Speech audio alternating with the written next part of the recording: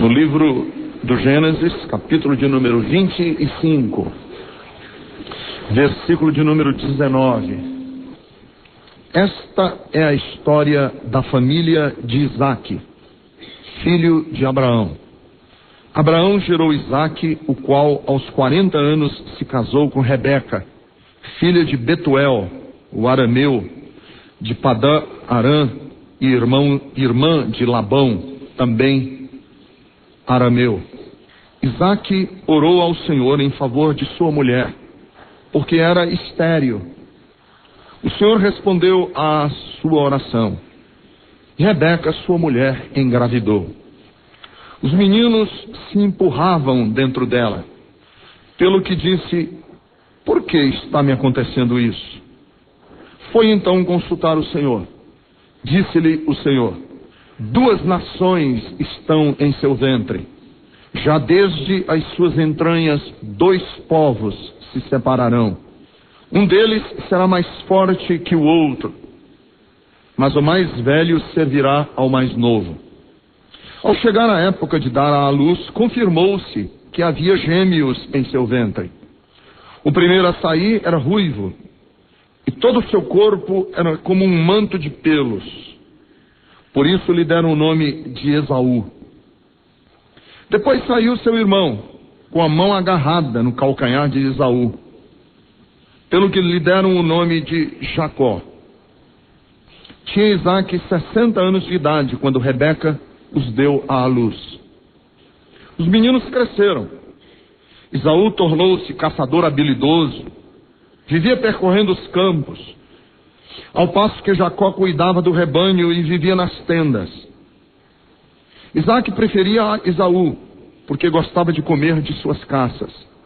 Rebeca preferia Jacó. Certa vez, quando Jacó preparava um ensopado, Esaú chegou faminto, voltando do campo, e pediu-lhe: dê-me um pouco desse ensopado vermelho aí. Estou faminto. Por isso também foi chamado Edom. Respondeu-lhe Jacó: venda-me primeiro o seu direito de filho mais velho. Disse Esaú: estou quase morrendo, de que me vale esse direito? Jacó, porém, insistiu: jure primeiro. Ele fez um juramento vendendo o seu direito de primogênito, de filho mais velho, a Jacó. Então Jacó serviu a Esaú pão com ensopado de lentilhas. Ele comeu e bebeu, levantou-se e se foi. Assim Esaú desprezou o seu direito de filho mais velho. Vamos orar. Senhor, eu quero te pedir nesse momento, no nome de Jesus, que cada pessoa, eu inclusive, que estamos sendo expostos à palavra de Deus, que a meditação, que o falar, o tecer sobre a Bíblia possa produzir em nós, que estamos expostos a ela, o que tu desejas do teu coração. Quero te pedir no nome de Jesus hoje à noite, trata conosco.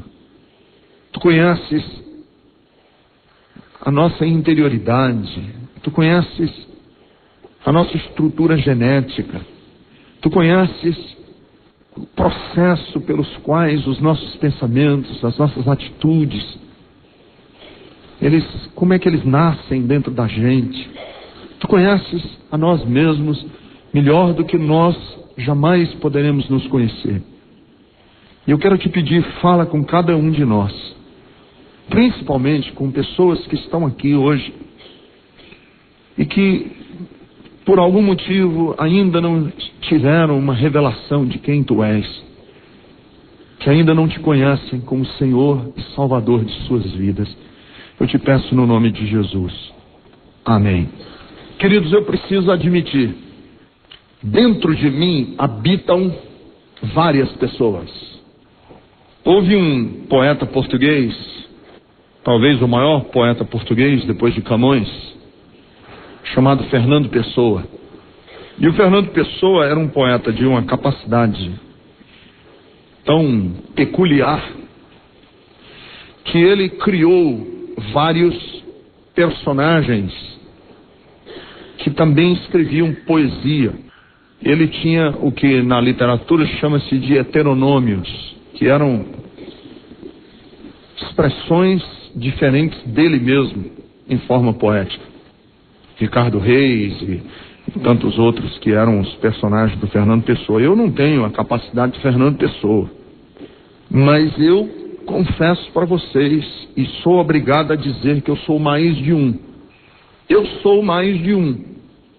Eu sou mais de um Ricardo.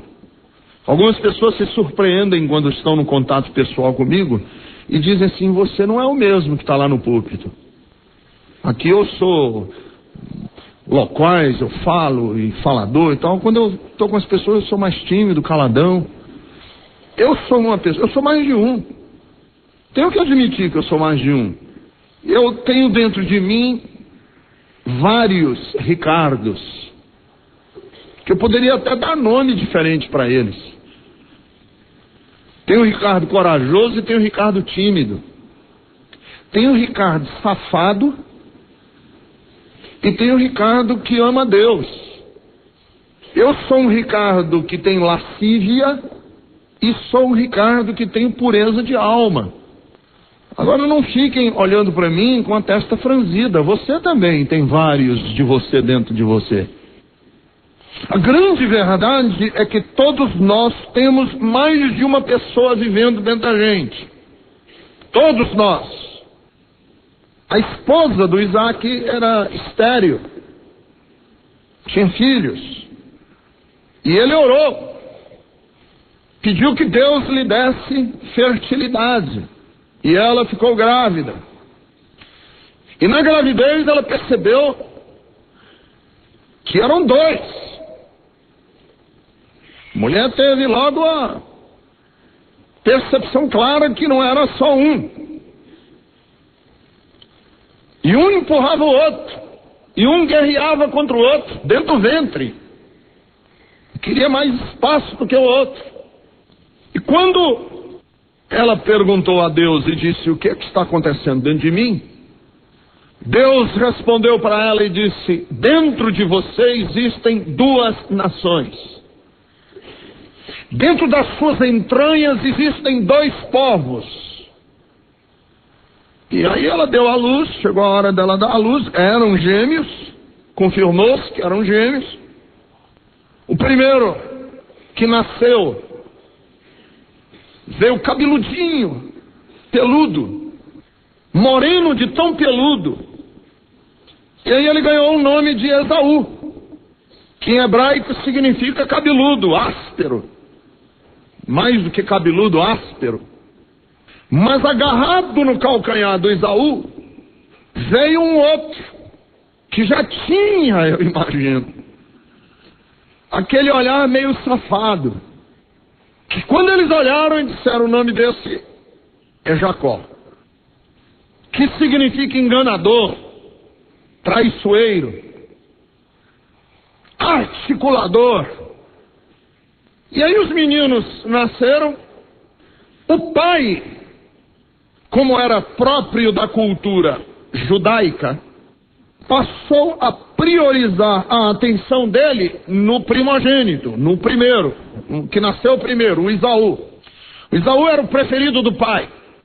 E a mãe, que era uma mulher também de uma capacidade, de uma sagacidade enorme, colocou toda a atenção e o carinho dela no Jacó. E a história é interessante, que o Esaú tornou-se um caçador, um guerreiro. E o Jacó se tornou um homem mais de casa, pacato, quieto. Um dia o Esaú vinha chegando da caça, esfomeado, morrendo de fome. E o Jacó preparou o ataque. Preparou o cenário para pegar o irmão. Fez lá uma comida deliciosa, cheirosa. Quando ele chegou morrendo de fome, o Jacó, ele disse: dá-me de comer. Ele disse: não, Só te dou de comer se você me vender, pelo prato de comida, o privilégio que você tem como primogênito dentro de casa. Porque na cultura judaica, o primogênito recebia a herança em dobro, o primogênito era supervalorizado, era ele quem dava o nome à linhagem da família, era ele que encabeçava, ele era o preferido mesmo nas gerações futuras. Ele disse: não, prato de comida só pelo direito, se você me vender o direito.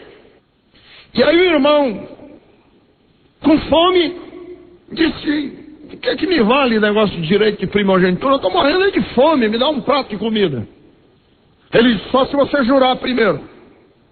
E ele jurou, e entregou, e vendeu o direito de ser o primogênito, de ser o primeiro, o cabeça, de receber em dobro a herança. Vendeu tudo isso pelo prato de comida. Querido, esses dois personagens, tanto o Esaú como o Jacó, o texto diz que eles são muito mais do que dois personagens físicos. O texto diz e deixa claro que eles são muito mais do que dois indivíduos. Deus disse para Rebeca, quando ela perguntou: o que é que está acontecendo comigo, com essa briga dentro do meu ventre?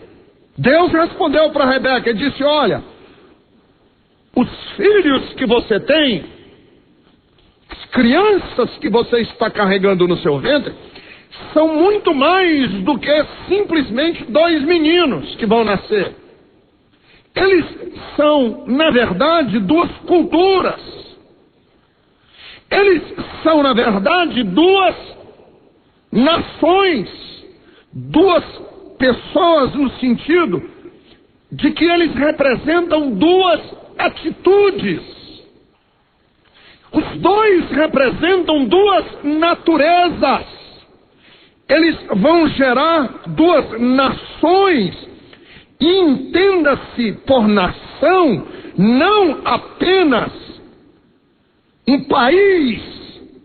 Nação, no sentido maior da palavra nação, é o conjunto de comidas, de hábitos, de costumes, de folclores. Isso é o que compõe uma nação. E Deus chama a Rebeca e diz: Rebeca, o que você carrega no seu ventre são duas nações no sentido mais amplo da palavra. Você carrega dentro de você duas naturezas. Seus filhos representam duas atitudes, que são duas atitudes que se encontram não apenas dentro da Rebeca, mas são duas atitudes que se encontram dentro de cada um de nós. Cada um de nós tem dentro da gente mesmo tanto um Esaú como um Jacó. Quem é o seu Esaú? O Esaú, ele é uma cultura que é caracterizada pela volúpia, pela inconsequência. O Esaú é caracterizado pela volúpia. O que é volúpia? É apetite. O que é volúpia? A volúpia, e o Esaú representa essa volúpia, que cada um de nós tem dentro da gente. É eu dizer assim: eu preciso disso, eu quero isso, eu tenho direito disso, eu mereço. Isso é volúpia. E quando esta frase, eu mereço, eu tenho direito, eu me devo e todos me devem, isso é que se chama volúpia. Quando essa frase vem acompanhada de uma outra coisa que o Esaú demonstra, que é a inconsequência. Quais são os desdobramentos desse seu querer? Não importe com desdobramento. Eu quero. Preciso disso. Eu mereço. Aí alguém diz assim: mas você merece? Eu sei que você merece. Mas você já pensou nos desdobramentos desse eu mereço? Aí a pessoa diz assim: eu não quero lá saber de desdobramento, eu quero ser satisfeito. Isso é o Esaú, que eu e você temos dentro da gente. Quando a gente diz assim: ó, eu mereço ser feliz, a outra diz assim: mas espera aí, a que preço você está querendo a sua felicidade? Você diz assim: eu quero saber de preço, eu quero ser feliz. Quais são os desdobramentos dessa situação? Que desdobramento? Eu quero me importar com isso. Essa inconsequência que é o Esaú. Ele chegou de uma caça, está com fome, aí alguém chega para ele e diz assim: eu te dou um prato de comida. Ele diz: eu quero comer, eu quero comer, eu quero comer. A outra diz assim: mas tem um preço. Qual é o preço? O direito de primogenitura. Essa instantaneidade do desejo ser satisfeito agora, custe o que custar, qualquer que seja o prejuízo, essa é a atitude do Esaú que eu tenho dentro de mim e você tem dentro de você. Mas nós temos também um outro filhinho, chamado Jacó, que mora dentro da gente. E o Jacó é o ardiloso. Ardiloso é aquele que usa de ardil, que usa de qualquer meio para se dar bem, que usa os instrumentos em que ele é bom para suplantar o outro.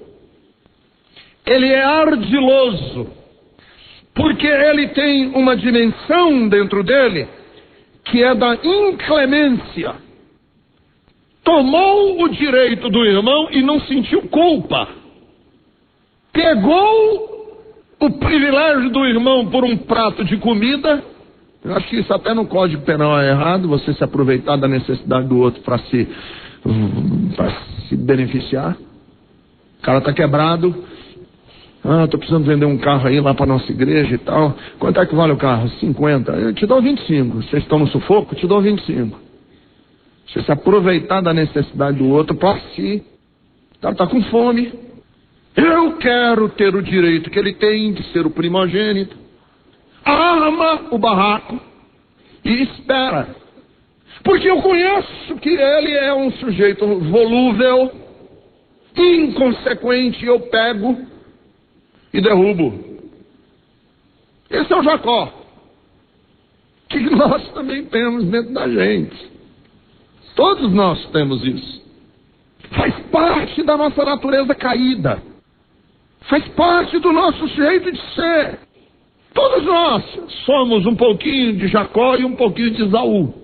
E a mensagem cristã e a mensagem bíblica é que tanto o Esaú como o Jacó precisam de redenção.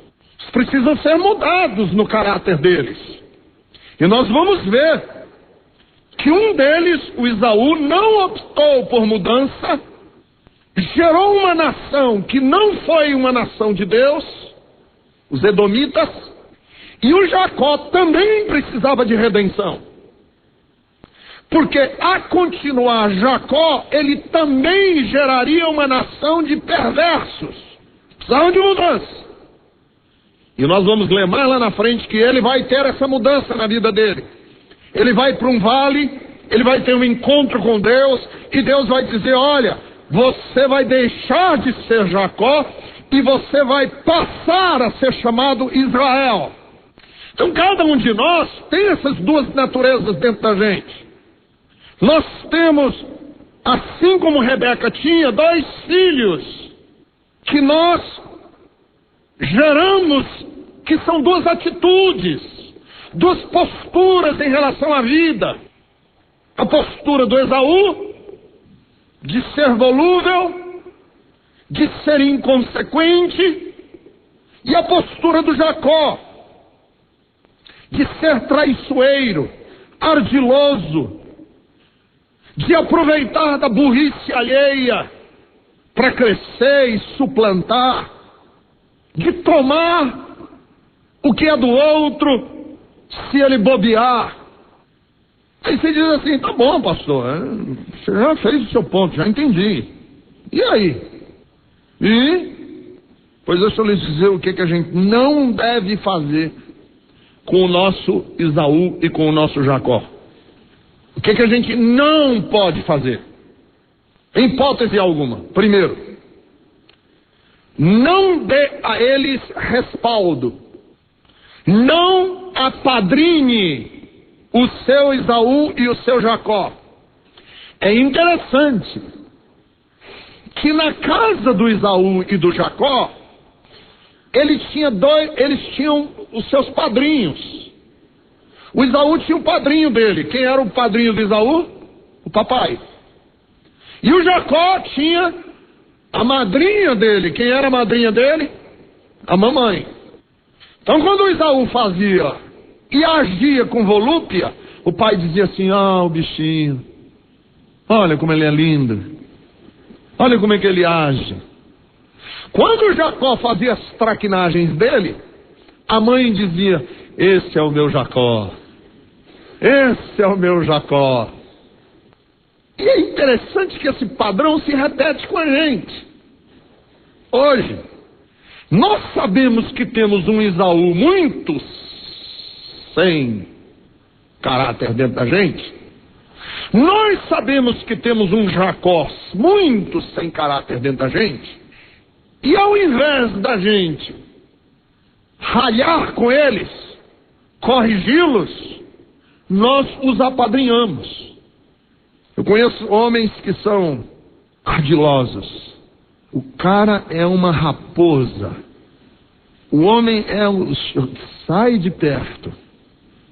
Porque ele ganha você. É 171 do Código Penal, mas é muito. O cara é difícil você conviver com a pessoa. Aí você vai confrontar o cara, a mulher vai confrontar, um amigo vai chegar para ele e dizer: rapaz, não seja assim. Sabe o que ele diz? Ah, eu sou assim, sabe por quê? Com 11 anos eu tive que sair de casa, aprender a me virar. Está apadrinhando o seu Jacó, hein? Você está dando uma boa justificativa porque você é do jeito que é. Porque eu sou filho de espanhol, sabia? Que eu sou nordestino, macho mesmo. Aí a gente vai apadrinhando. Nós arranjamos sempre uma boa justificativa. E chega o ponto, nas nossas justificativas, da gente colocar em Deus a responsabilidade. Foi Deus que me fez assim. Eu já conversei com alguns homens, difícil lidar com eles. O sujeito não pode ver uma mulher que ele está querendo ganhar a mulher. Não importa se é do outro, se é da casa, ele quer ganhar. Aí você vai conversar com o cara diz: pastor, eu não sei porque que Deus me fez assim. Não sei porque que Deus me fez desse jeito, ganhador de mulher. É verdade. Quer dizer, a gente apadrinha os Esaús que moram dentro da gente. Foram vocês que me fizeram me tornar do jeito que eu sou. Já viu essa frase? Eu já vi essa frase sendo dita. Foi vocês que me fizeram assim. Já vi mãe dizendo isso para os filhos: mamãe, a senhora está muito bruta dentro de casa. Foi vocês que me tornaram desse jeito. Você está apadrinhando o seu Jacó aí dentro de você. Já vi muitas explicações para aquilo que tem dentro da gente. E é interessante que o Jacó e o Esaú tinham os dois patronos deles, que não deixavam ser tocados. E os meninos cresceram, e à medida em que eles foram crescendo, eles só foram confirmando aquilo que já eram, que é a nossa história de vida. Nós vamos confirmando aquilo que somos ao longo da nossa história de vida. Vamos petrificando, vamos solidificando aquilo que somos. E o tempo vai passando e nós vamos gerando pessoas cada vez mais volúveis, traiçoeiras, difíceis de contato. Segunda coisa que você não deve fazer com seu Esaú e com seu Jacó: não tente domesticá-los. Não tente aprender a conviver com eles. Não tente administrar o Jacó que mora dentro de você. Porque o Jacó que mora dentro de você, ele dá o bote sim, a qualquer hora. Porque a natureza dele é natureza de traição. Não tente administrá-lo. Porque se você tentar domesticar o Esaú que tem dentro de você, não dá certo. mais cedo ou mais tarde, o Esaú que mora dentro de você vai vender a sua alma por um prato de lentilhas. No dia em que você estiver fraco, no dia em que você estiver vulnerável, emocionalmente debilitado, o Esaú que está dentro de você vende o que tem por um prato de lentilhas. O Jacó que está dentro de você rouba o que você tem. É interessante que o Jacó vai sabotar, sim, a qualquer momento. E o Esaú vai se vender, sim, a qualquer momento. Você diz, pastor, isso é o que eu não devo fazer. O que é que eu devo fazer com o meu Jacó e com o meu Esaú? Esse Jacó e esse Esaú que mora dentro de mim. Primeiro, não queira ser um Jacó, não queira ser um Esaú. Você pode querer ser diferente. Não se contente com a sua natureza, ela pode ser mudada. A mensagem cristã é a mensagem da redenção do Esaú e é a mensagem da redenção do Jacó. A grande mensagem cristã é que se você está aqui hoje e você reconhece que tem um Jacó e um Esaú dentro de você, você pode sim mudar. Pau que nasce torto não precisa terminar torto. Ninguém é geneticamente predeterminado a continuar sendo o que é para sempre. Nós não cremos em determinismo, seja ele de qualquer espécie. Nem determinismo esotérico, que se chama de destino, nem determinismo físico. Nós não acreditamos num determinismo espiritual, que se chama de predestinação. Eu não acredito que uma pessoa já nasceu programada a priori por Deus para nascer daquele jeito e morrer daquele jeito. A mensagem do cristianismo é uma intervenção nas nossas histórias de vida para que, se eu, tendo um Esaú que é volúvel, que é inconsequente, que se vende por qualquer preço, quando esse Esaú é confrontado com a luz do Evangelho, existe a possibilidade dele ser transformado e eu possa crucificar esse Esaú para que eu possa ser livre da prisão, da cadeia desse Esaú.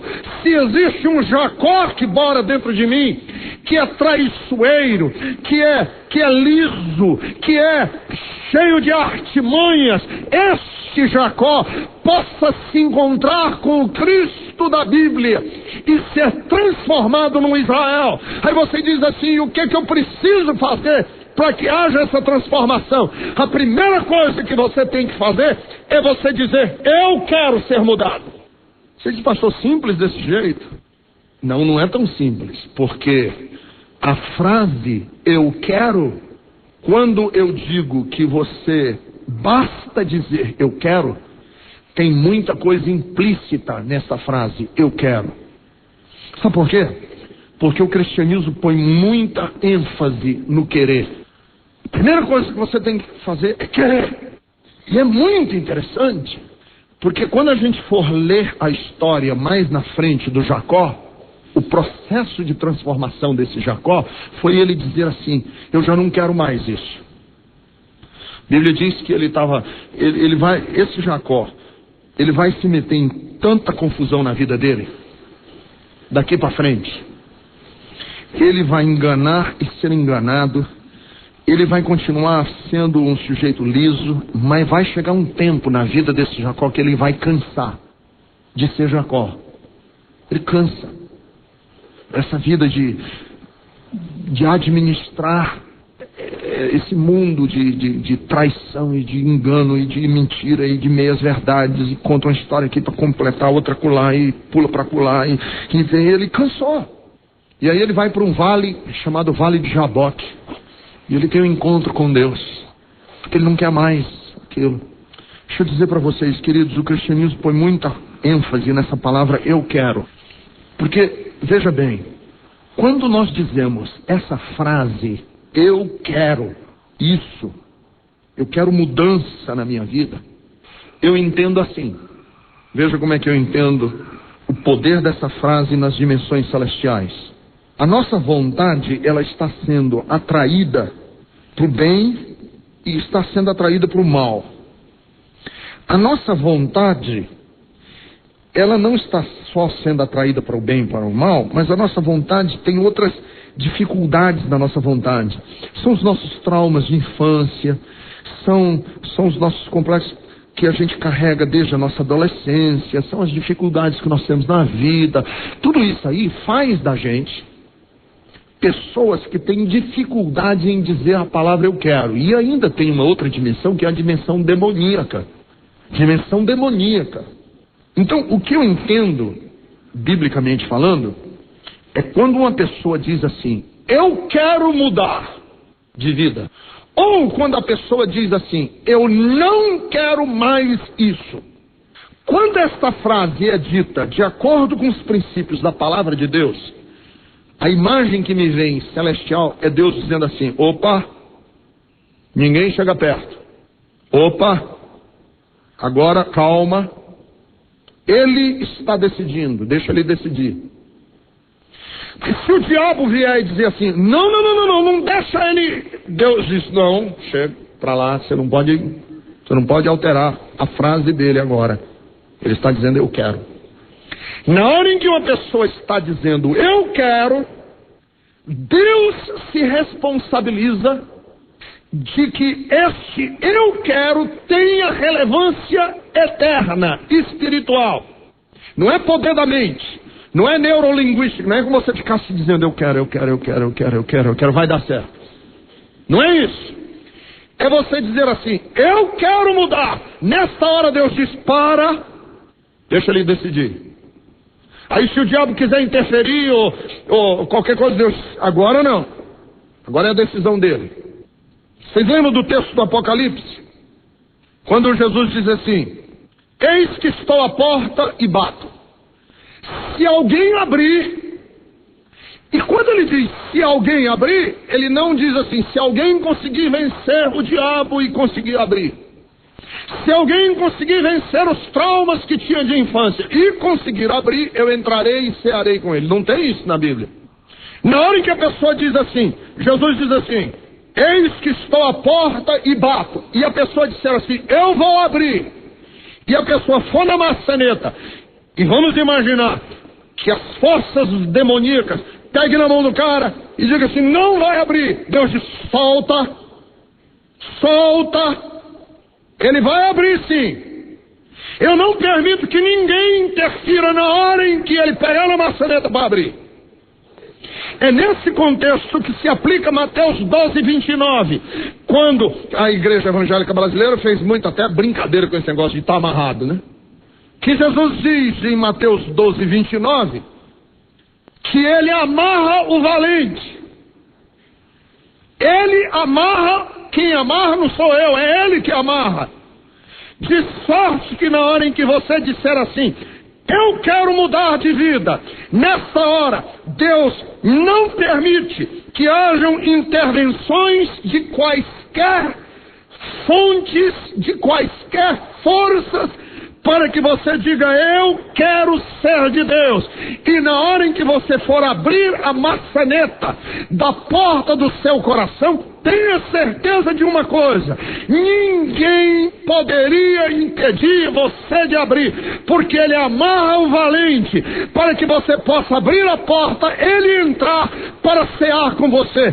Se você está aqui hoje e você diz assim, tem um Jacó que habita dentro de mim, mas eu não consigo, não é que você não consegue, é que você não quer, porque se você disser, eu quero, eu tenho certeza absoluta que este Jacó não terá poder o suficiente para manter você escravo da natureza traiçoeira dele, e nem o Esaú teria condições de transformar você numa pessoa volúvel para sempre.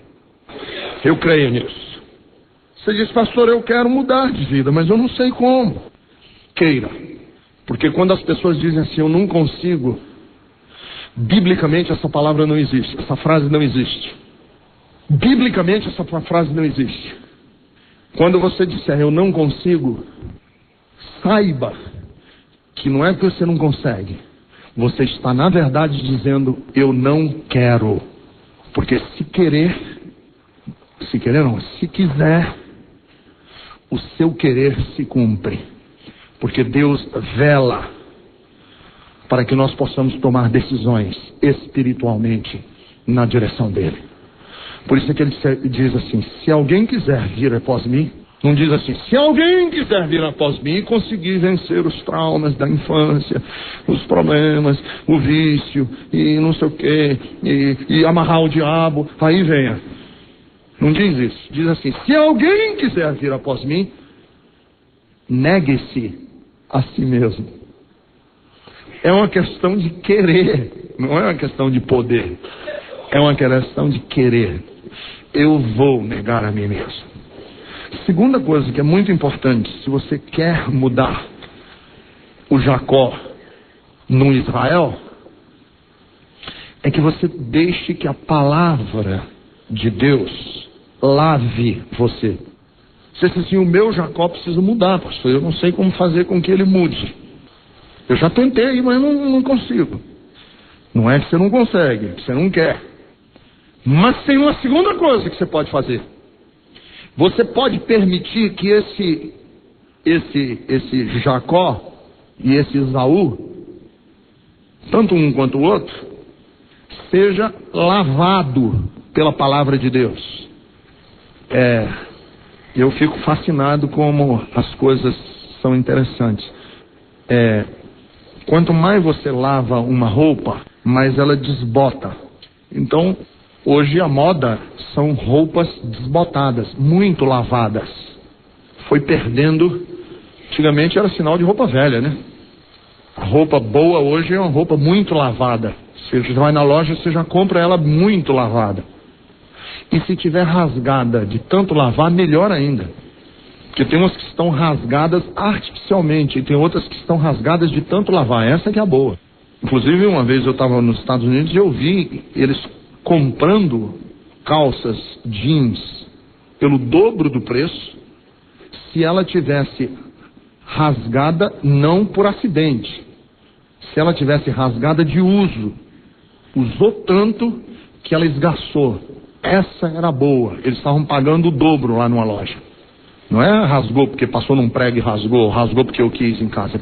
Tanto eu lavei minha calça que ela está rasgando já. Pois a gente compra a sua calça.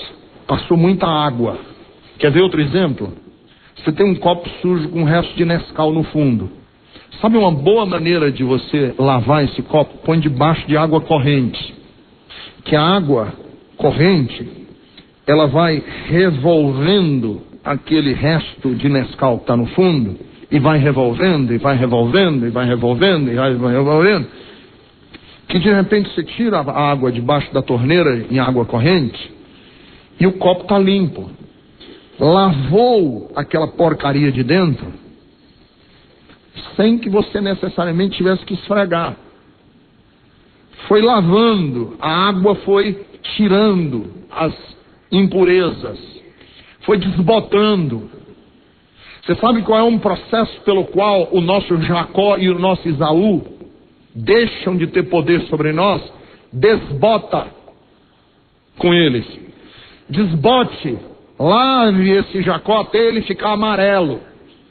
Lava esse Esaú até ele perder o pelo dele. Porque a Bíblia diz que ele era peludo. Lava, lava, lava. Como? Pela palavra. A Bíblia Sagrada usa essa expressão nas palavras de Jesus. Ele disse assim, eu já vos lavei com a água, que é a palavra. A Bíblia não é apenas um livro de curiosidades. A Bíblia é um livro que tem águas correntes, espirituais, que elas revolvem a sujeira de dentro da gente. Quando a gente está em contato com a palavra de Deus, essa sujeira fica revolvida e vai saindo, e vai limpando, e vai limpando, e vai limpando. E a Bíblia Sagrada diz que é um processo cotidiano, diário, em que nós vamos sendo lavados pela palavra, em que a palavra vai nos purificando dia a dia, de preceito em preceito, de sabedoria em sabedoria, Por isso é que quando a gente se converte, logo nos primeiros tempos, a gente fica apavorado com a nossa própria feiura. A gente diz assim: pastor, eu me converti e eu estou horrorizado como eu sou um cara podre. Eu estou vendo coisas na minha vida que eu nunca vi antes. Eu digo: graças a Deus, a palavra está revolvendo a porcaria que estava sedimentada lá embaixo. O Esaú que estava escondido dentro de você, de repente ele está tendo que estribuchar para não ser lavado demais. E a palavra está mexendo com os nossos valores, mexendo com as nossas atitudes, nos transformando para que nós deixemos de ser cativos dessa natureza horrível e sejamos homens de acordo com a palavra, com o caráter de Cristo, com a beleza de Jesus, lavados. E a Bíblia usa muito disso, usa essa expressão inclusive. Quem são estes? Quem são estes que estão entrando no céu? Aí o texto diz assim: estes são os que lavaram as suas vestes no sangue do Cordeiro. Que linda a expressão, lavados pelo sangue. Alvo mais que a neve, alvo mais que a neve. Sim, neste sangue lavados, mais alvo que a neve eu serei. Aleluia. Terceiro e último, como é que a gente substitui, como é que a gente sai do espírito do Jacó e do Esaú da nossa vida? Permita que o Espírito de Cristo substitua. Não tente domesticar e nem tente se reformar através de religião. É o Espírito de Jesus que toma o lugar do espírito do Esaú e do Jacó dentro da gente. Essa nossa natureza, que é uma natureza de Jacó, ela vai ser substituída pela natureza de Cristo, porque o Espírito Santo é chamado na Bíblia de Espírito de Cristo. Não é religião, é o Espírito de Jesus. A minha natureza é substituída pela natureza de Jesus. Então o que nós na verdade precisamos não é de mais religião, não é de mais regras religiosas. O que nós estamos precisando é de o Espírito de Jesus Cristo asfixiar pela presença dele, que é total dentro da gente. O espírito do Jacó e do Esaú, ele não tem mais espaço. Então é uma substituição genética, espiritualmente explicada pela genética, em que a minha natureza foi alterada geneticamente. Mas é uma natureza alterada geneticamente, não no físico. É uma natureza geneticamente alterada no mundo espiritual. Como que a natureza de um homem pode ser alterada? Quando você coloca na natureza deste homem, não mais a natureza caída, mas a natureza de Jesus. E a natureza de Jesus, ela é transplantada para a nossa natureza através do Espírito Santo. Então hoje, você diz: pastor, como é que eu preciso, como é que eu posso? Nós precisamos aprender, e isso acontece através da intimidade, da entrega, do abandono da nossa própria vida nas mãos de Deus e dizer: vem morar em mim, vem viver em mim. Espírito de Jesus, vem encher o meu ser de ti. Quando o nosso ser é cheio do Espírito de Jesus, a nossa natureza é transformada ao ponto que Deus chamar o Jacó e dizer assim: tu és Jacó, mas eu vou transformar a tua natureza de uma maneira tão radical que nem o teu nome pode ser mais o mesmo. Tu te chamarás a partir de agora Israel, que Israel significa em hebraico príncipe de Deus. Você era um traiçoeiro, agora você é um príncipe de Deus. Coisa linda. Isso é Bíblia, isso é Evangelho, isso é Jesus. Já não sou mais o mesmo. Minha natureza foi transformada. Já não sou eu quem vive mais. Agora é Cristo que vive em mim. As coisas velhas já passaram. E agora eu sou uma nova criação de Deus. Criado pelo Espírito de Deus na nossa vida. E isso é um processo diário. É um processo diário. de Jesus nascer todos os dias, através do Espírito em nossas vidas. Todos os dias, Senhor, toma minha vida, toma o meu ser. E se você está dizendo assim, pastor, esse Jacó que habita dentro de mim precisa, eu quero hoje tomar uma decisão. Você pode tomar essa decisão. E a palavra começar o processo de lavagem do seu ser. Você ser uma nova pessoa lavada pela palavra, para ser uma nova criatura em Deus.